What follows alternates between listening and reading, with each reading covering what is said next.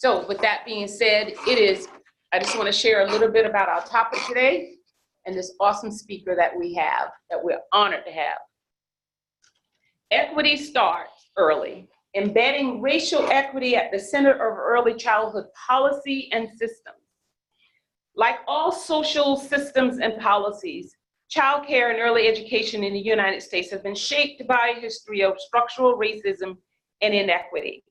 To design childcare and early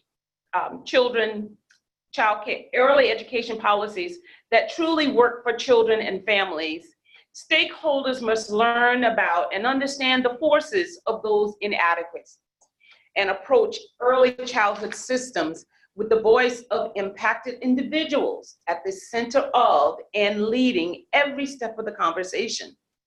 We will talk about meaningful steps policy, at least Christine will. Advocates, we will talk about meaningful steps policymakers, advocates, researchers, and others can take to ensure racial equity is at the core of our work. And who will be leading us in this conversation? This will be Christine Johnson-Staub, who is a senior policy analyst and a state technical assistant manager at CLASP.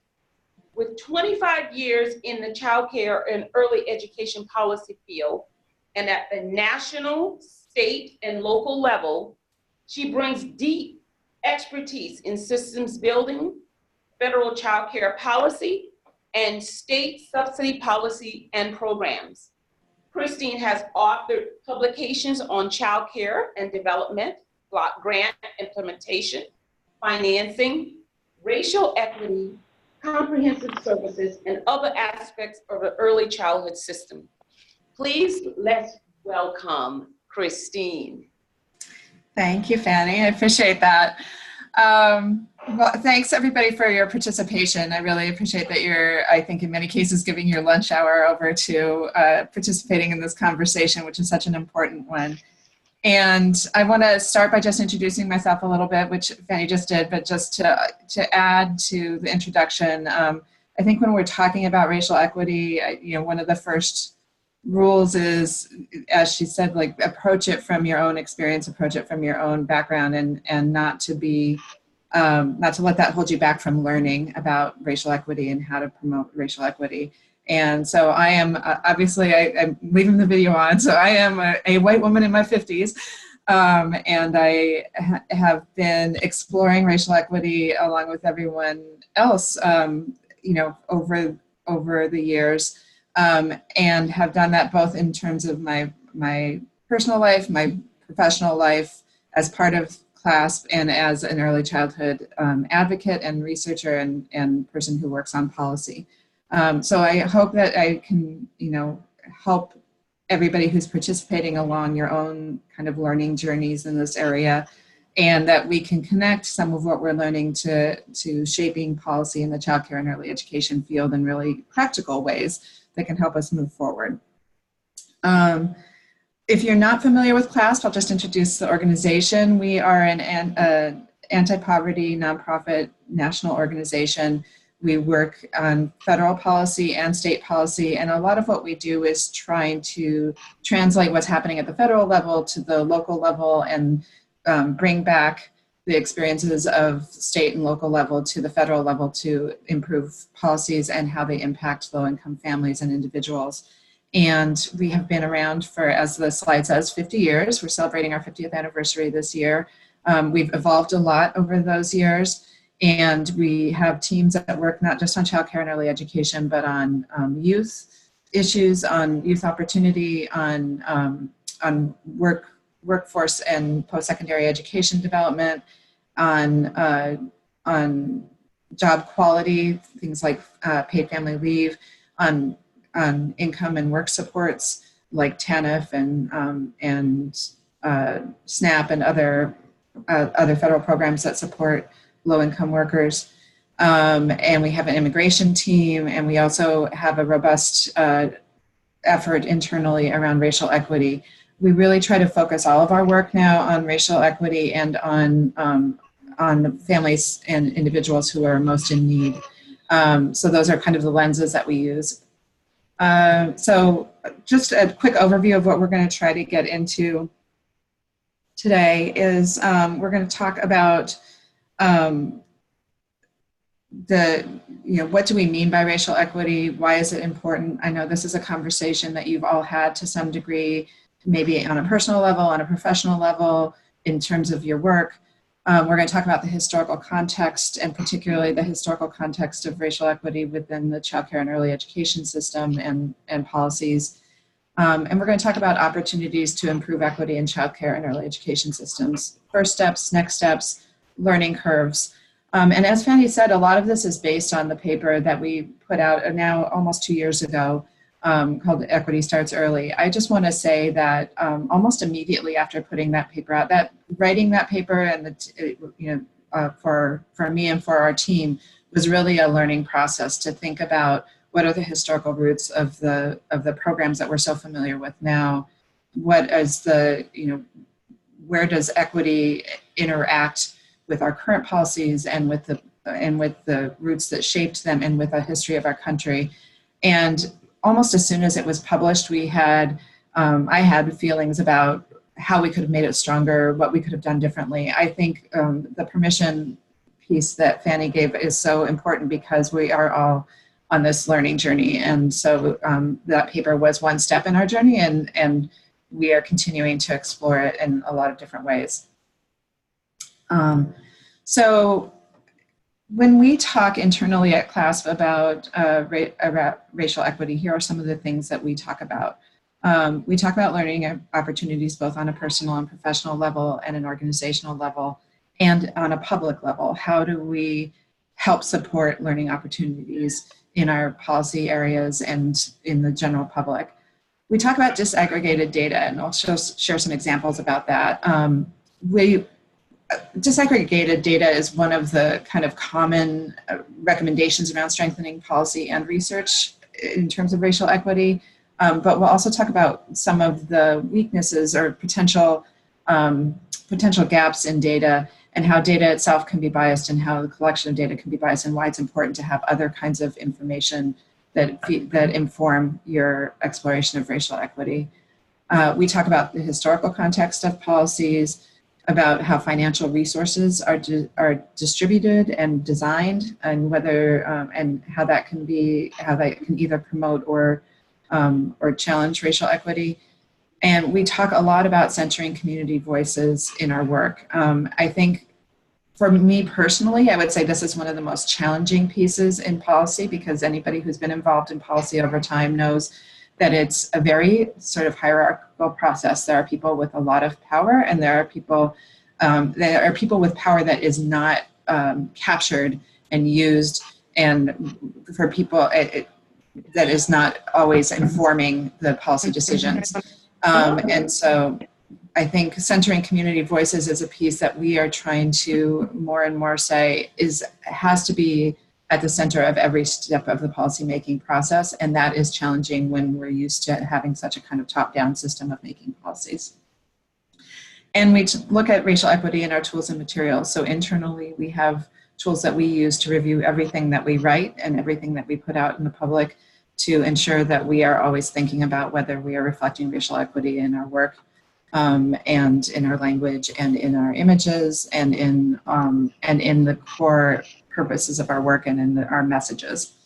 What our goals are is to promote culturally relevant policies and practices, and also to increase staff knowledge and competency so that we can continue to strengthen our work and contribute to racial equity generally, both on a personal level and a professional level.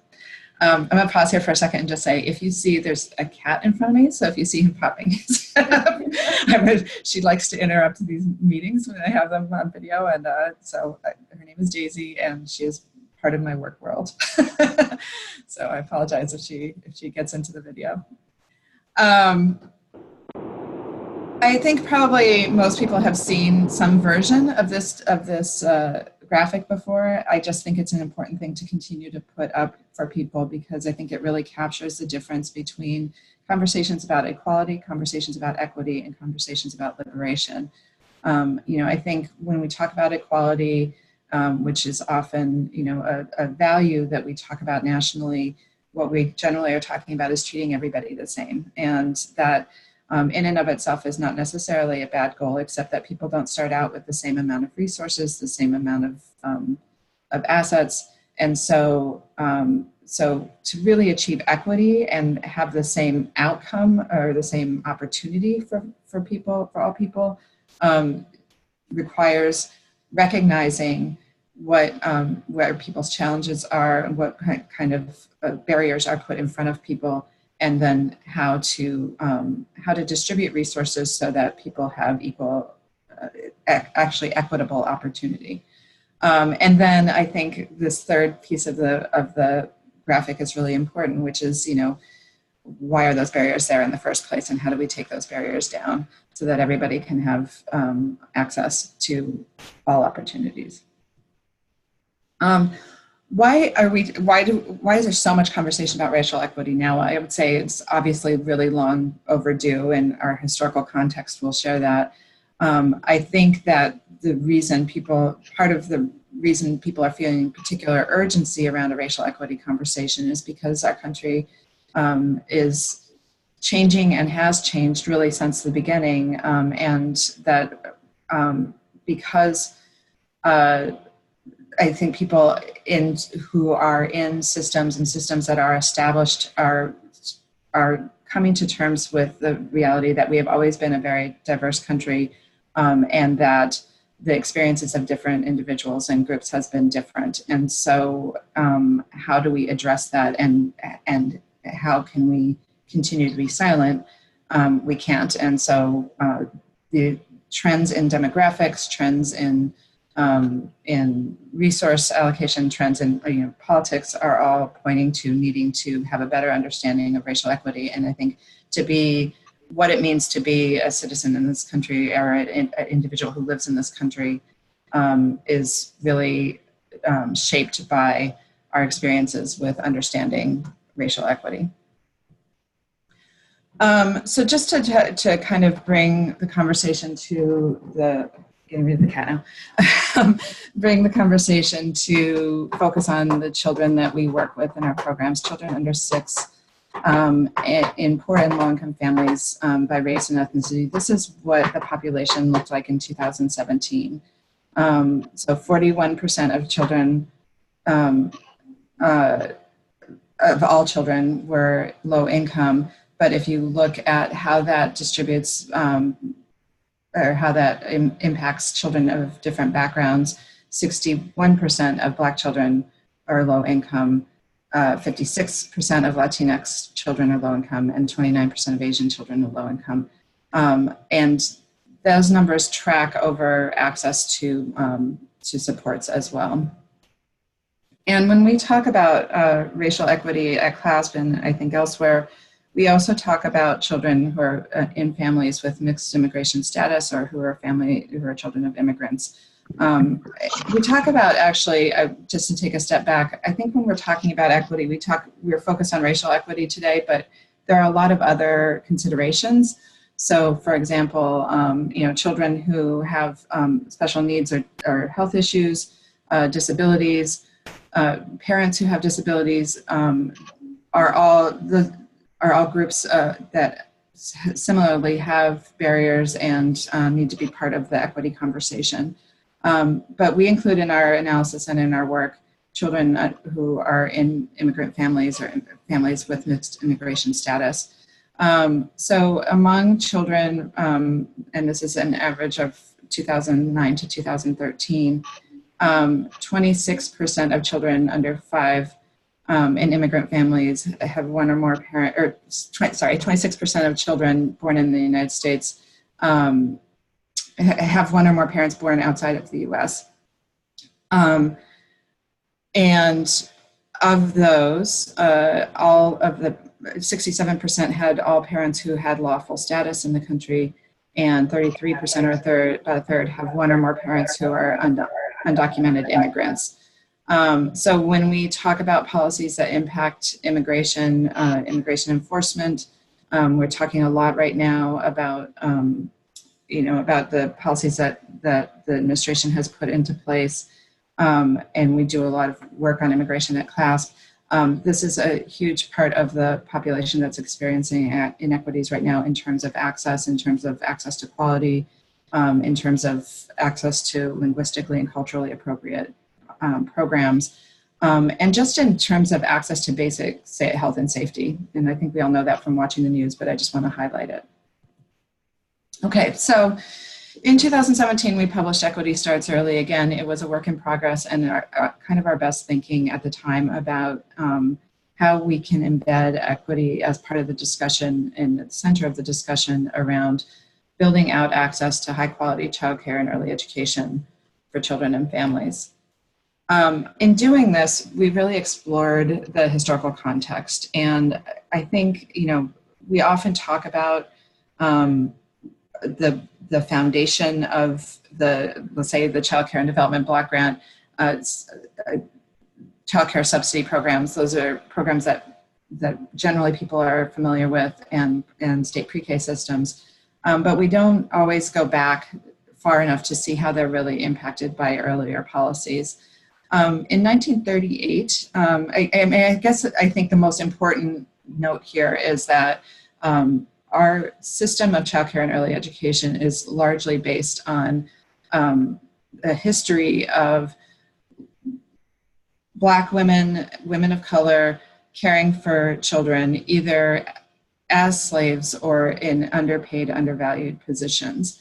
And prior to this timeline, prior to 1938, that was a huge part of what childcare was for working families.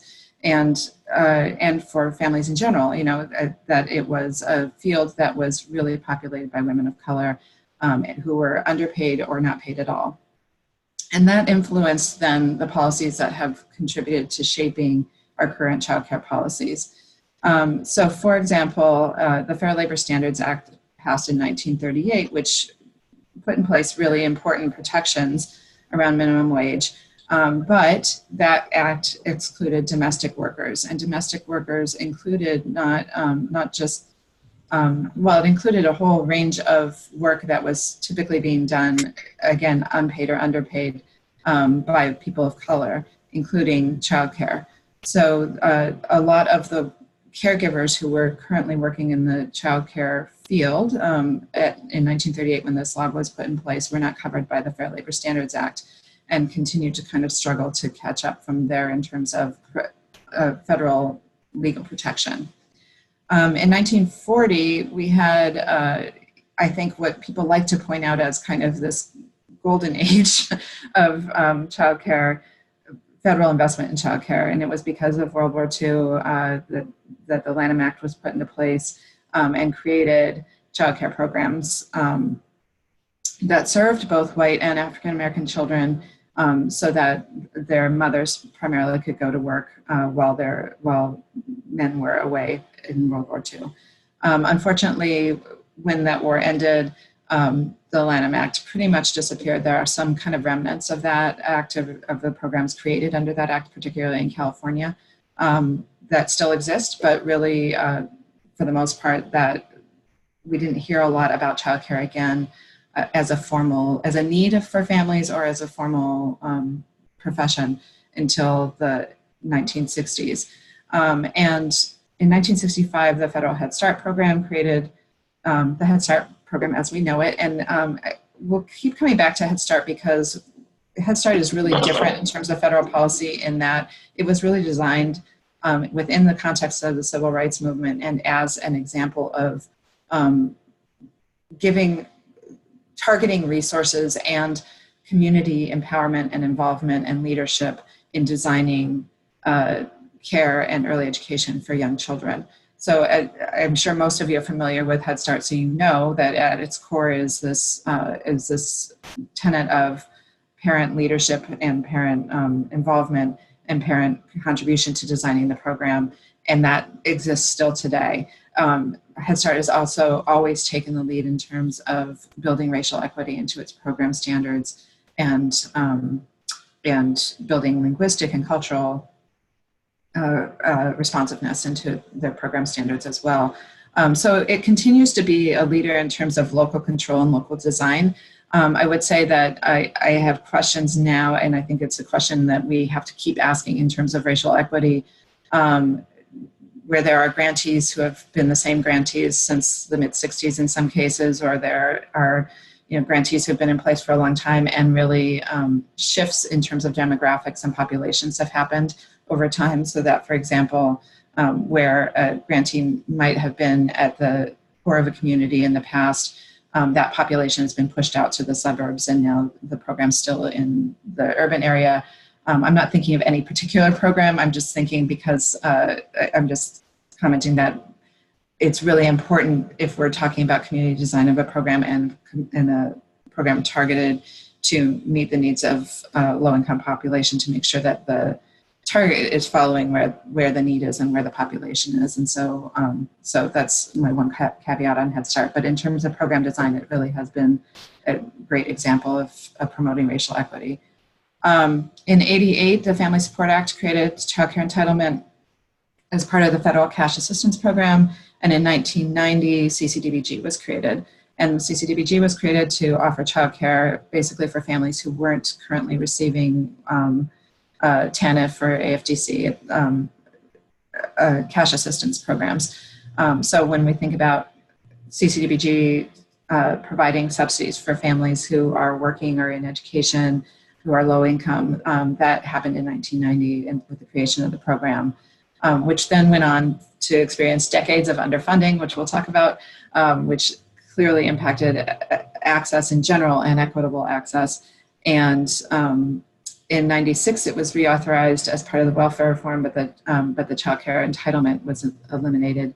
And then we get to the current times, which give us a real opportunity. In 2014, there was reauthorization, and this timeline stops before the increase in 2018 in federal funding. So there's been some real opportunities over the last few years to think about how best to expand access to high-quality childcare and how to think about racial equity as part of that and at the core of it. So when we think about how racial equity plays out in policies, and particularly in policies around childcare and early education, there's a few buckets that we talk about. We talk about access, we talk about affordability, we talk about supply, and we talk about quality. And there are inequities that children and families experience in all of these areas for various reasons. As we talk about kind of the specifics of those, I'm going to combine access and affordability into one bucket because they're so integrated that some of the issues and the policy implications are really combined.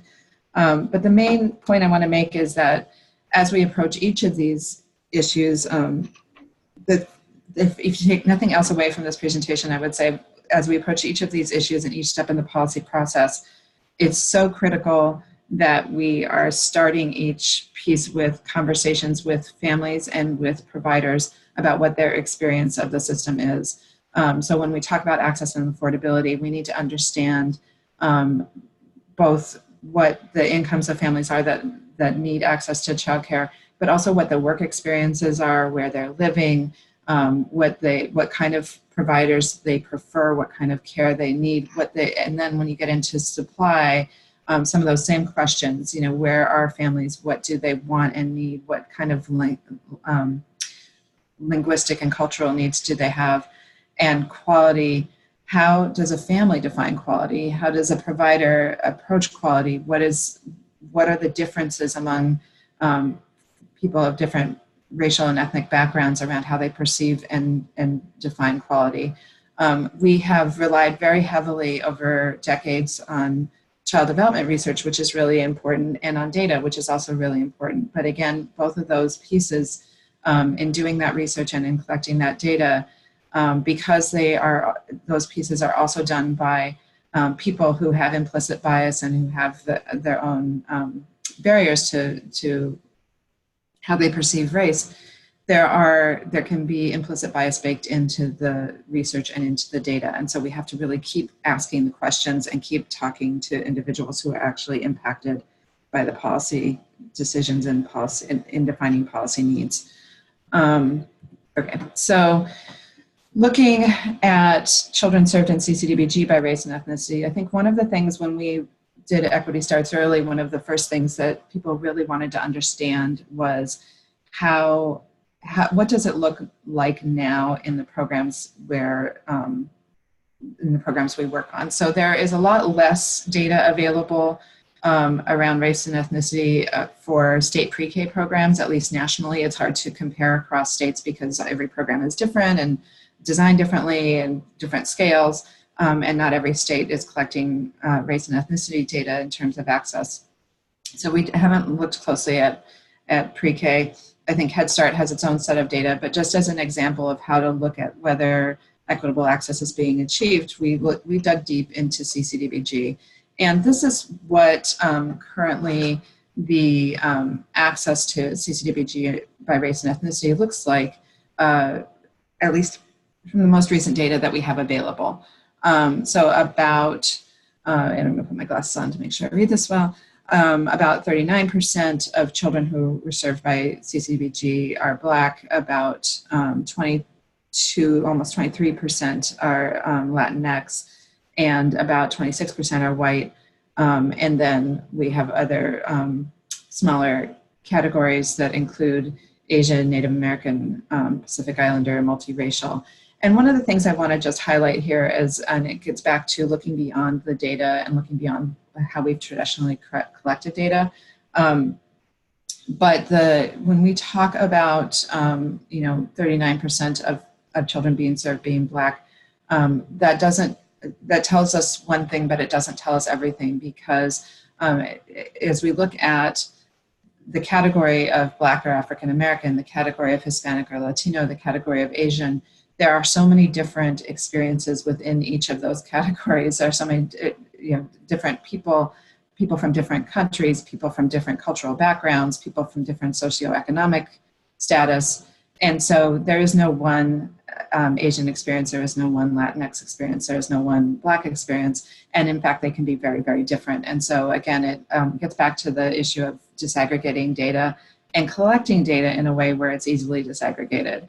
So what we rely on for this analysis that I'm going to go through really quickly is census data and data that the states collect around their Ccdbg program, their Ccdbg funded program. But what that doesn't, first of all, in many states, the data wasn't collected consistently enough or well enough that we could even get these numbers. And what it doesn't, again, tell us is in different, what different subpopulations within these categories are experiencing. So it goes back to really the importance of having the community level conversations and community level data collection to inform what these numbers mean in your own state.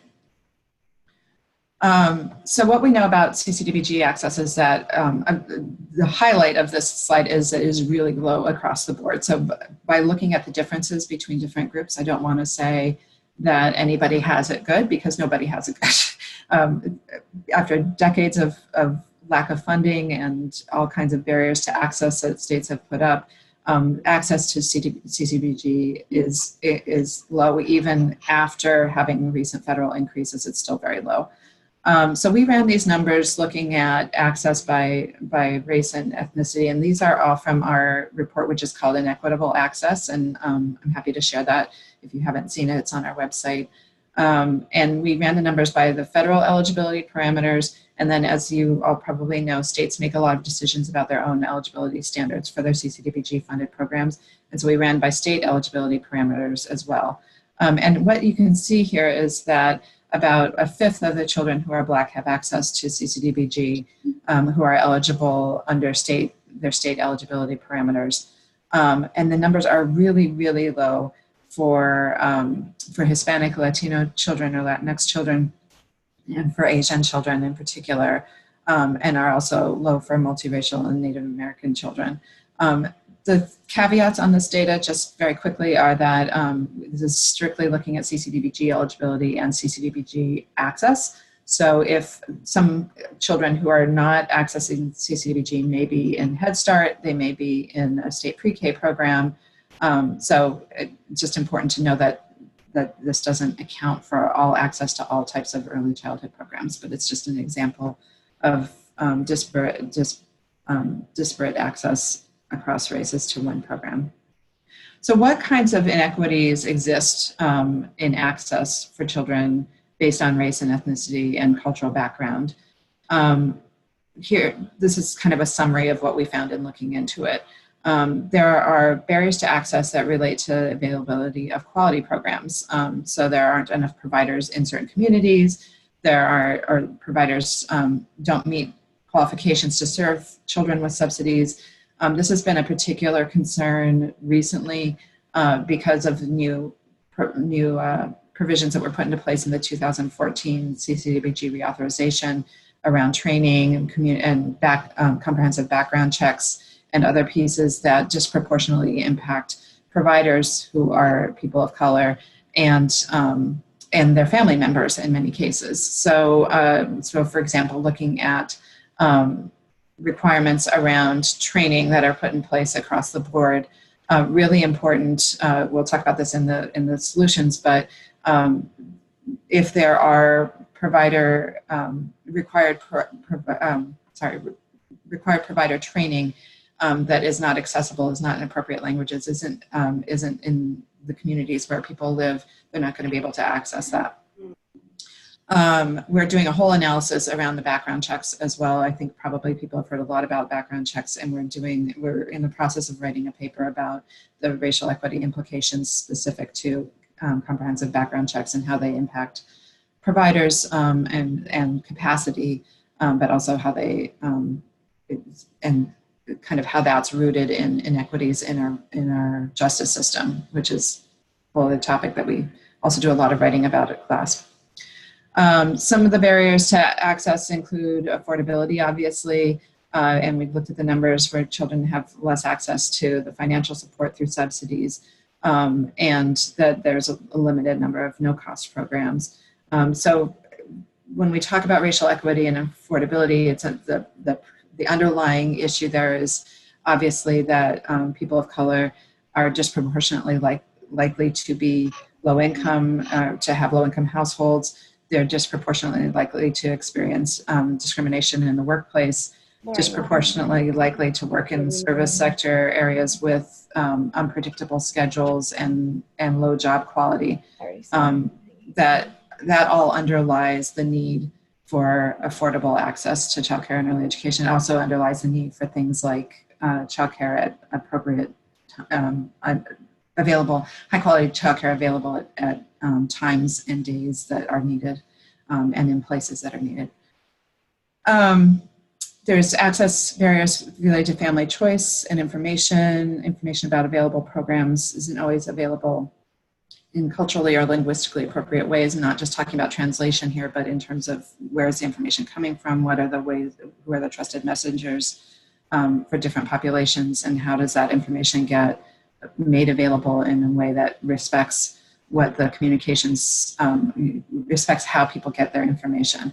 And then real or perceived barriers to access for immigrant families. And I say perceived because, at least for Ccdbg, it's the eligibility is tied to the child's immigration status. So in a family where the child is a citizen, but the parents may be immigrants, either with legal or status or not, as long as the child is a citizen, they are eligible, but there are often perceived barriers to access. I'm going to move a little more quickly because I recognize that I'm running short on time.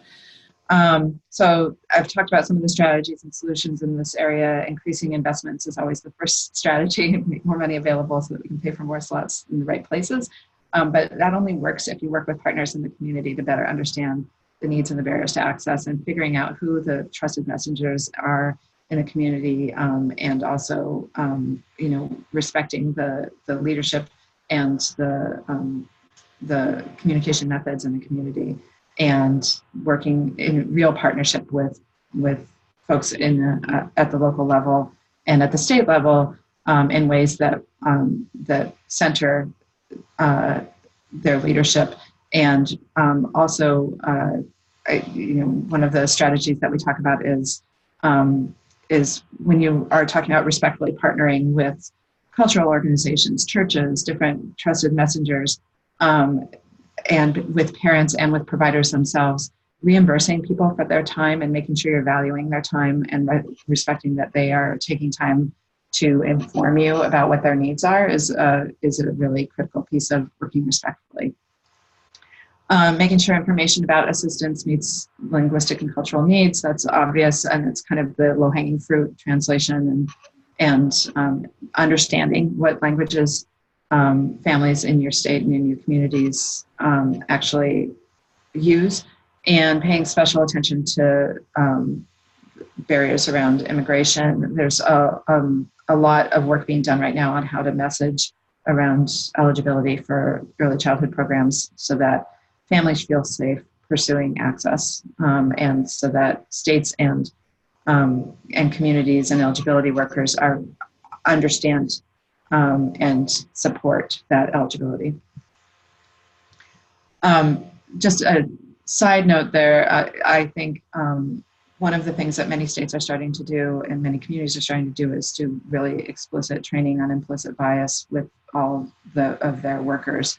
And that I think is a critical piece, particularly in thinking about New York and kind of the county-driven piece of the childcare system, that you want to make sure that everybody along the chain that sets policies and that implements policies has done the work of understanding their implicit bias and understanding what eligibility, what the policies actually are, and understanding what could be perceived or potential barriers, and addressing those barriers so that families don't have to do that work because to try to jump through multiple hoops.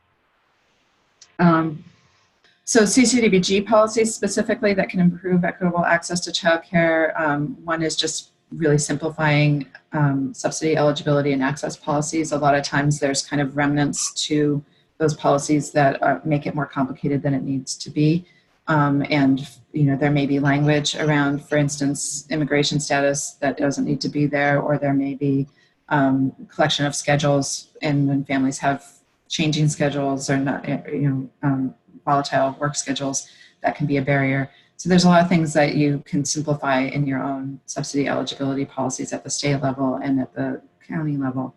Targeting outreach to underserved communities, designed with really strong community input and leadership. I talked a little bit about that already.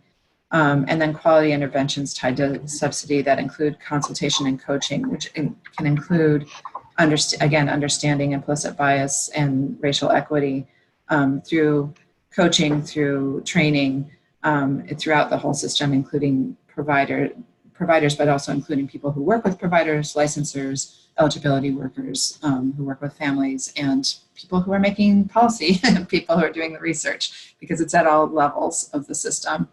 And then stronger suspension and expulsion prevention policies. That's a key area, as I think most people know, in K through 12, but also in pre-K systems and nationally.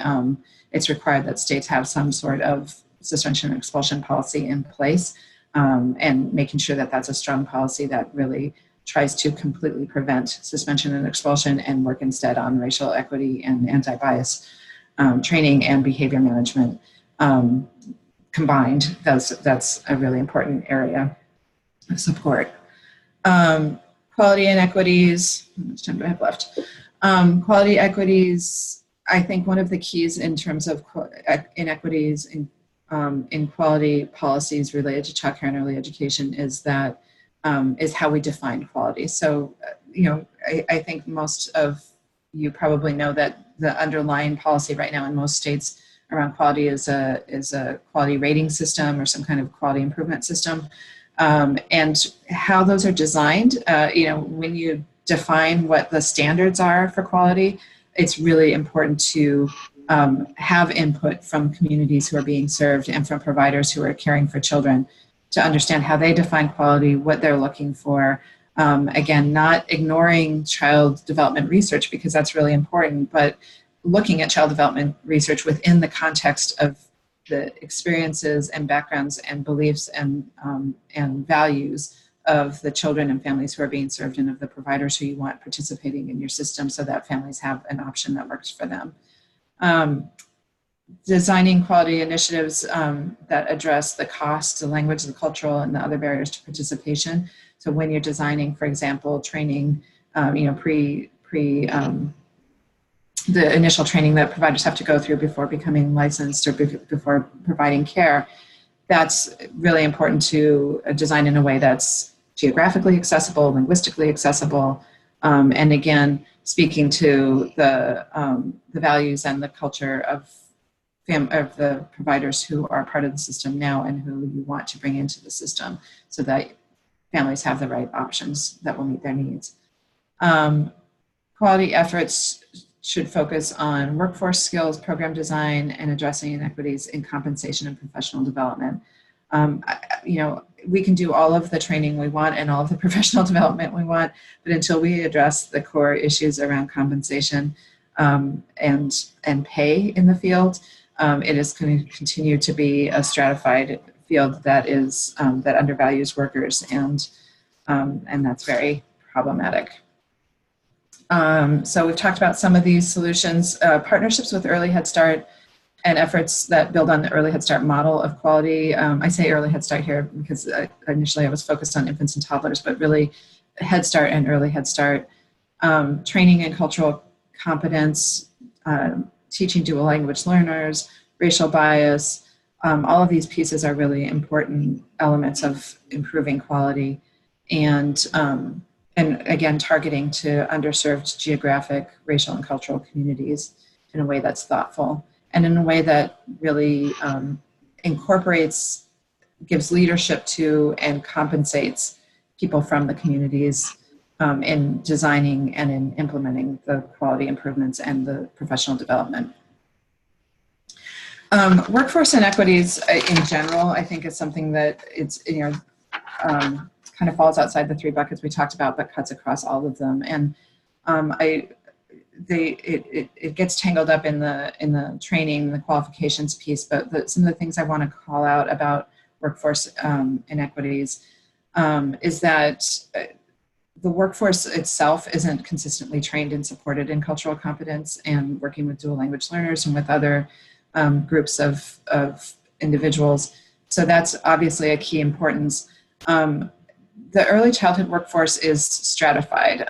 Teachers of color, most often in the lowest paid and least respected positions. Unfortunately, what that usually means is that they're the infant and toddler teachers, or they are licensed exempt family childcare providers. So they are not as likely to even be part of the system, but they also, if they are the least respected positions are often the ones that are kind of at that critical time in early childhood, working with infants and toddlers. So thinking about that stratification and addressing that stratification is really important, both in terms of giving teachers of color more opportunities, but also in terms of addressing the needs for child development. And then we've talked a little bit about professional development resources and supports not necessarily being equitably available or designed with a racial equity vision in mind. So this is some data from specifically from California, done at a point in time, and I give it as an example of what you can do to look at what the differences are in the experience of your workforce in terms of racial equity. So what this shows is that the providers and teachers who are Latina, African American, Asian Pacific Islander, but particularly Latina and African American, are more likely to be family childcare providers. They are more likely to be assistant teachers than teachers. They are much less likely to be directors in the system. And it shows this in comparison to K-12 teachers, and also in comparison to the children in California at the time who were birthed to 5. And why that's important is both in terms of thinking about equity for the teachers themselves, or for the staff themselves, or for providers themselves, but also thinking about the importance of the experience of children who are going into a classroom and seeing who's leading that classroom and seeing who their teacher is. One of the first things we did in a training many years ago at CLASP was have a conversation. We had did like a parent share kind of conversation with our colleagues about when was the first time that you saw a teacher who had a teacher who looked like you. And it was Such an interesting conversation, because for me, clearly it was very early in my childhood that I had a teacher who looked like me. But for many, many of my colleagues, that didn't happen at all until college, or, maybe high school. But, and that was, that's the kind of experience that then shapes a childhood and shapes what children perceive to be their options and their opportunities. So I think we talked a little bit earlier about how qualifications can be a barrier for racial equity within the early childhood workforce.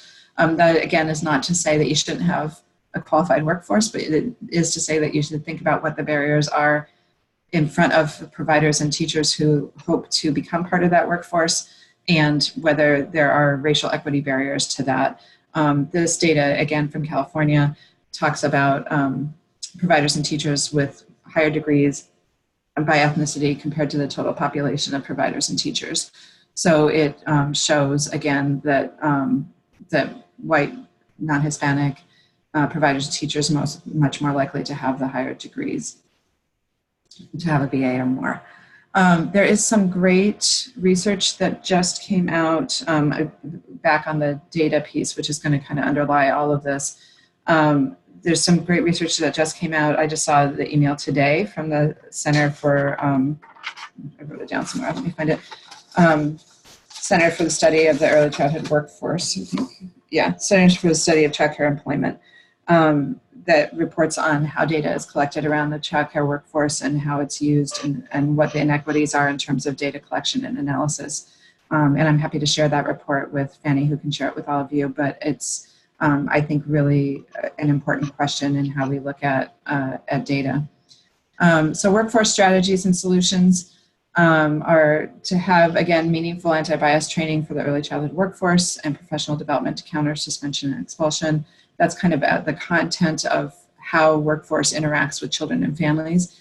But then also in terms of workforce strategies and solutions, intentional workforce development efforts targeted to address inequities, increasing access, designing it in a way that it's accessible, designing it with the leadership and the input of the field and of communities of color, and increased access to workforce development for non-English speakers and other caregivers who are in the field, who are caring for children now, who we want to be part of the system so that they can benefit, the children can benefit, and so that we have the providers and and access that children and families need, but they can't participate if there are barriers up in front of them. So some principles of designing equitable early childhood policies overall across all of the buckets. One is really understanding your needs and gaps, and again, disaggregating existing data, looking at the data you have and what the quality of it is, breaking it down as much as you can, and collecting, really doing an intentional effort to collect it in a way that you get a significant number, you get enough that you can really look closely at disaggregated data. Because one of the problems with disaggregating, as you all probably know, is that once you break it down, sometimes there are populations that haven't been reached out to enough, or there wasn't enough of an effort, or wasn't, people call them hard to reach, but really what it is that there wasn't enough of an effort to actually collect that data from communities. And so there's not enough data to analyze, and then you can't know what the needs are. So disaggregating and really looking at data collection, but then going beyond the data collection piece and really having authentic conversations with parents and providers, particularly in underserved communities, with partnerships with community-based connectors and people who have relationships in the community, who are leaders in the community, who are the parents and providers that we want to work with, and doing that, and again, in a respectful way, leading with the voices of people who are impacted, and also, again, recognizing that people are giving their time, they're giving their energy, their emotional energy, their work time, their economic energy, so compensating them for that time and for and making sure that that they are gaining value from it as well is really important part of partnering. And leading with the voices of those who are impacted, and applying an equity lens to every question and every policy solution. So there are some states that have just done a wonderful job of thinking about this systematically. I would say Washington State is kind of the leader in this. But at the part of the policy making process is defining a problem, defining potential solutions, looking at how those will work based on what you know about your own community or your own state, and then implementing a policy and evaluating how it works. And at every step of the way, that process has to be informed by people who are impacted by the policies, people who are stakeholders in the policy, like providers, and other community partners. So you're really getting all of the input and information that you need to design policies equitably. That was a lot, and I apologize for that. I hope that the themes of kind of community leadership and the voices of impacted populations comes through. I realize racial equity is a very large topic, so I'm sure there are things I didn't talk about that you were hoping to hear. And I am eager for questions and discussion, and we have a few minutes for those. Sorry I went so long. That's okay. That was awesome. So truly, Christine, that was awesome. I could have listened to that on and on, but we only have an hour, right? Right. In the meantime, while I'm chatting, please, we have the line open. You can either unmute yourself and ask a question or make a comment, because as Christine said, this was a lot of information. And I know that we are eagerly working on embedding equity in all the work that we do, especially in the policy areas. So please, I'd like to start seeing some questions popping up in this question box.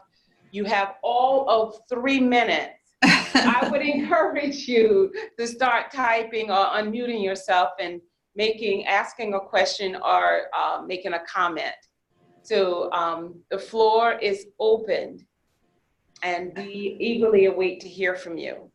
But in the meantime, while people are typing in the text box, chat box, or unmuting your line, I kept thinking about, you mentioned some powerful things, and you also mentioned about things that we need to do if we want to make this successful, and that is getting the voices, having conversations with parents and providers from the community, which I think is super important.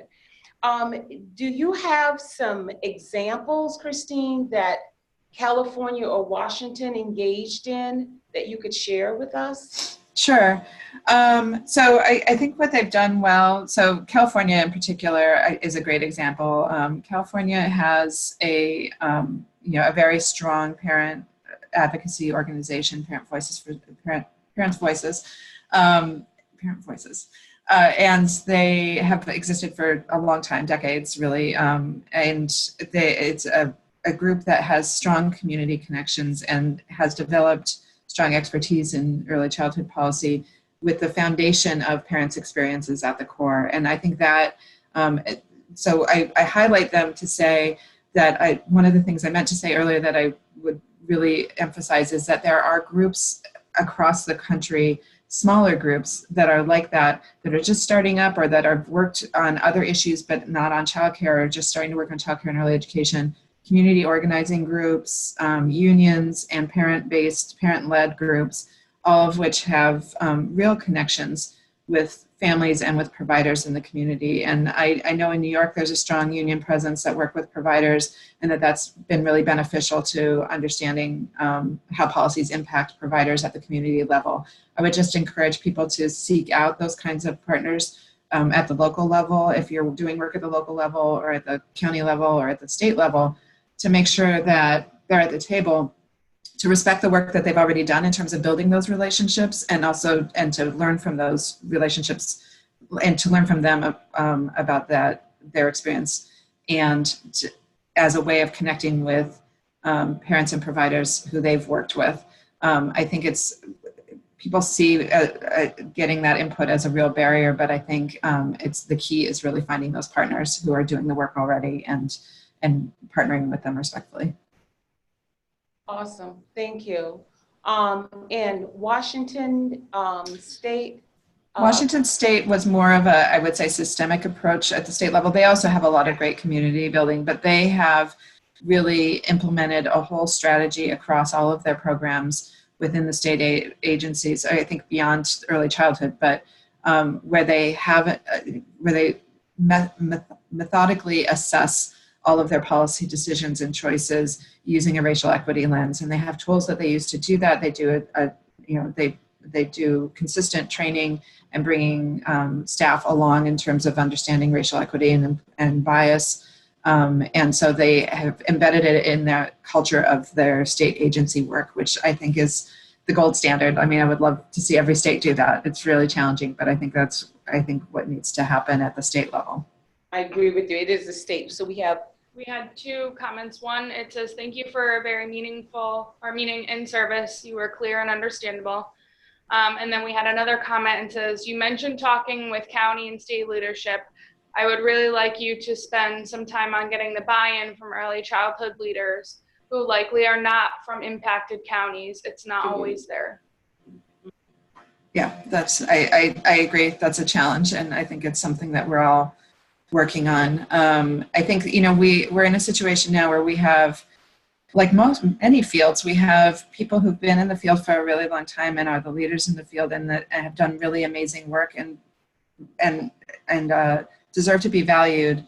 And unfortunately, in many cases, and not in all cases, but in many cases, that work has been done separately from the communities. And so I think it's a challenge and everybody is on a learning curve, but I think it's really important that people open themselves up to building new relationships, to ceding some of their own personal power. I think, unfortunately, that's part of what drives it. You have relationships, you have power in your state, it feels good.